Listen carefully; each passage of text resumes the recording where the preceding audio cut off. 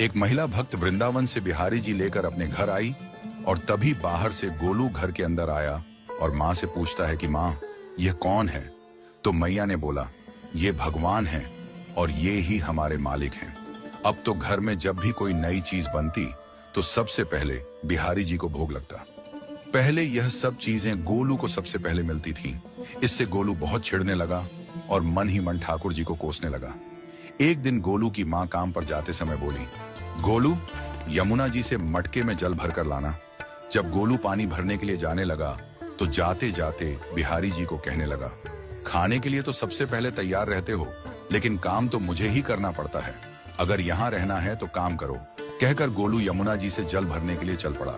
गोलू जब यमुना जी में जल भरने लगा तो उसने देखा कि यमुना जी के अंदर बिहारी जी विराजमान हैं और कह रहे हैं, ला गोलू, घड़ा हम भर देते हैं। गोलू उनको देखकर हैरान हो गया और बोला, नहीं नहीं, मैं अपने आप भर लूंगा।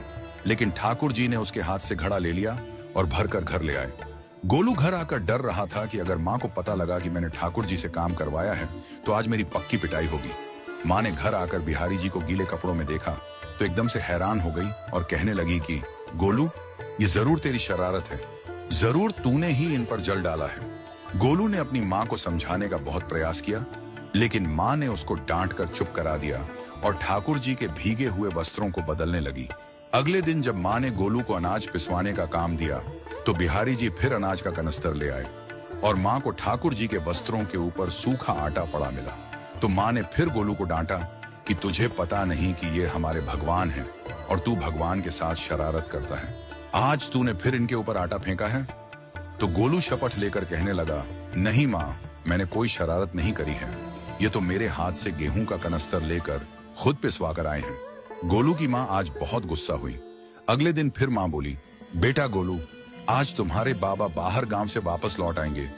बस आज का ही काम है, तुम जंगल से थोड़ी लकड़ियां ले आना। गोलू फिर डर गया, कहीं ठाकुर जी फिर मेरे पीछे ना आ जाएं।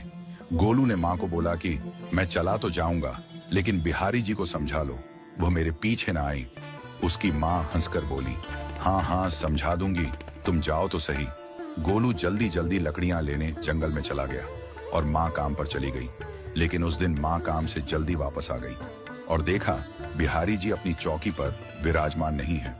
वह तो एकदम से घबरा गई कि कहीं गोलू की शरारत तो नहीं। वह भागी भागी जंगल की तरफ गई। तभी उसने देखा कि गोलू के साथ एक इंसान लकड़ियों को लेकर घर आ रहा है। गोलू की माँ यह देखकर हैरान हो गई कि यह तो बिहारी जी हैं। ये क्या हमारे भगवान हमारा काम कर रहे हैं? इसका अर्थ गोलू ठीक कह रहा था। वह जल्दी जल्दी भागकर ठाकुर जी के पास गई और लकड़ियां उनके हाथ से लेते हुए उनके चरणों में गिरकर रोती हुई बोली, हे बिहारी जी, ये आप क्या कर रहे हो? मुंह गरीब का काम क्यों कर रहे हो? ठाकुर जी मुस्कुराते हुए बोले, हमें तो तेरे बेटे पर बहुत प्यार आता है। सब लोग हमें भगवान समझते हैं, लेकिन एक तेरा बेटा ही था जो हमको अपना मानता था। अपना मानकर वो हमें डांट भी देता था, हमारे साथ गुस्सा भी करता था, और जो हमें एक बार अपना मान लेता है तो हम उसके मान के लिए उसके ही हो जाते हैं।